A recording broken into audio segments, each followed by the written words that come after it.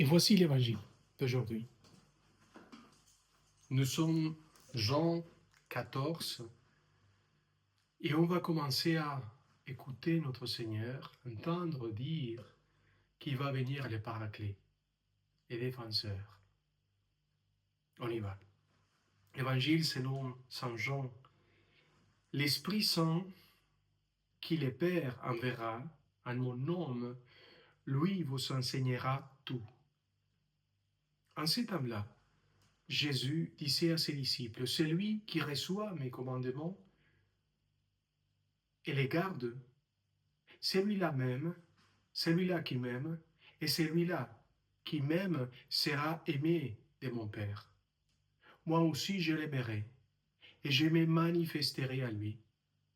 Jude, non pas Iscariote, lui demanda, Seigneur, que se passe-t-il? Est-ce qu'à nous, que vas-tu te manifester, et non pas au monde?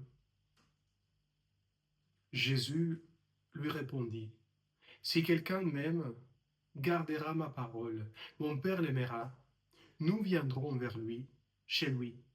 Nous nous ferons une demeure. Celui qui ne m'aime pas ne garde pas mes paroles. Or, la parole que je vous entends, que vous entendez, n'est pas de moi. Elle est du Père qui m'a envoyé. Je vous parle ainsi, tant que je demeure avec vous, mais le défenseur, l'Esprit Saint, que le Père enverra en mon nom, lui vous enseignera tout, et il vous fera souvenir de tout ce que je vous ai dit. Acclamons la parole de Dieu. Louange à toi, Seigneur Jésus. Les défenseurs. La parole qu'on va utiliser dans l'Évangile, c'est le paracléto. Le paraclé. Paraclé, ça veut dire défenseur en grec. De quoi ils nous défendent? Oh, de tout. De tout. Vous savez, la chose pire qui se passe à ce moment-là avec les êtres humains, avec l'humanité tout entière, c'est croire qu'on n'est rien, qu'on sert à rien, que l'humanité n'a pas de futur, que c'est fini, que tout va finir et que l'humanité n'est rien. Et en fait, il y a quelqu'un, les défenseurs, qui est en train de nous dire, je vous donne la vie éternelle. Moi, je suis né pour vous. Le Verbe s'est fait chair pour toi. Je suis mort dans la croix pour toi. Je suis ressuscité pour toi, pour te donner la vie éternelle, pour te sauver. Dieu lui-même a transformé l'histoire de l'humanité et de l'univers pour venir, pour faire partie, pour faire part de nous, de notre nature. Il s'est incarné pour dire à l'humanité, vous pensez que vous êtes rien? Vous savez, vous pensez que la mort, c'est la fin? Vous pensez que tout, c'est fini avec les choses matérielles, banales, triviales, superficielles? Ben non.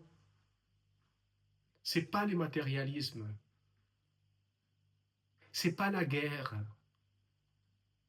C'est pas la violence. C'est pas détruire l'autre, c'est pas la superbe. L'orgueil, la dernière parole sur vous.